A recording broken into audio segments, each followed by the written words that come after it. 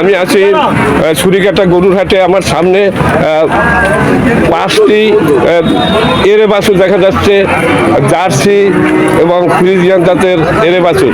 আর এই বাছুরগুলোর মালিক যে এই হলো মূল মালিক, এই ভাই, আর এই এনার সহকারী, তাই না?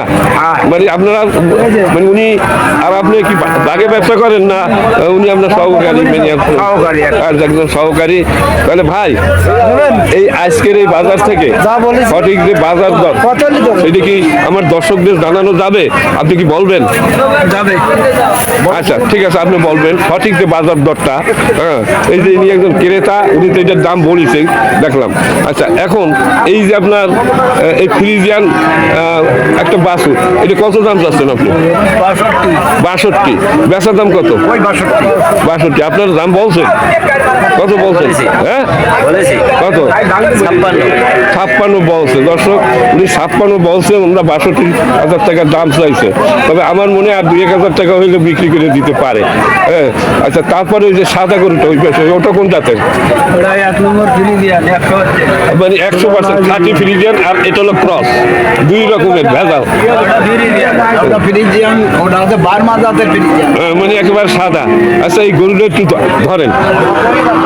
আপনার এই বাছুরটা কত হলে বিক্রি করবেন বলেন? হ্যাঁ, এত বেশি কেন? 1 নম্বর মাল, যার কারণে এটা বেচার দাম কত? ওই 87। আচ্ছা, এগুলো তো অনেক বড় হয়। তারপরে এই জার্সি কত দাম চাচ্ছেন? জার্সি হ্যাঁ বেচার দাম দাঁড়ান দাঁড়ান, এটা কত হলে বেচেন বেচার দাম? হ্যাঁ 87। এটা 87, তাই না? বেচার দাম কত? 87 বেচার দাম।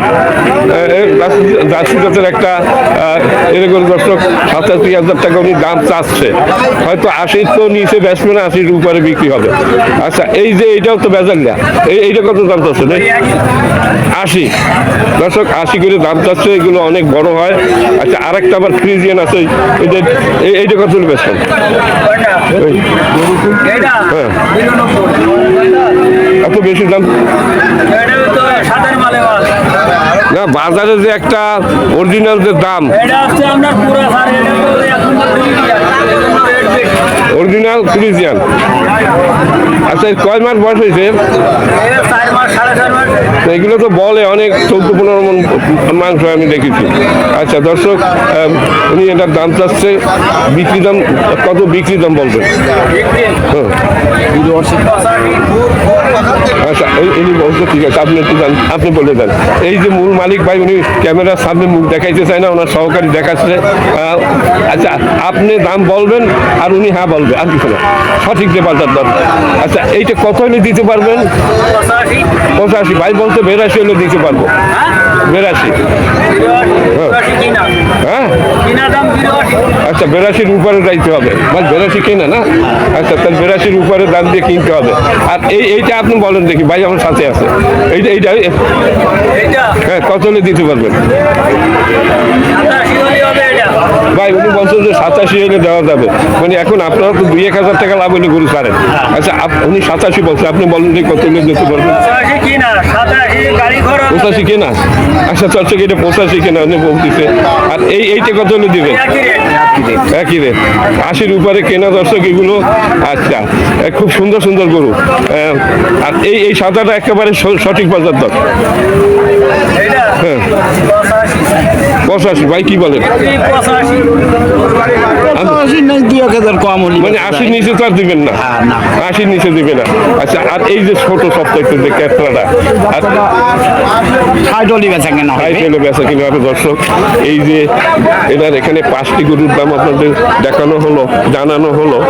এই 5টি গরু যদি এই মুহূর্তে কেউ কেনে, আর কোরবানির বাকি আছে আর 5 মাস, কোরবানির হাটে যদি উঠায়, এই 5টি একটি গরুতে কমপক্ষে 1 লাখ টাকা লাভ হবে, মানে ঠিক মতো খাওয়া দাওয়া পরিশ্রম আছে। হ্যাঁ, এই গরুগুলো কোরবানির হাটে উঠলে এই যে কালো যে গরু দুইটা আর 5 মাস পর আর ঠিক মতো যদি এরা খাবার পায় 1.5 লাখ টাকা এক একটা দাম হবে, তাতে কোনো সন্দেহ।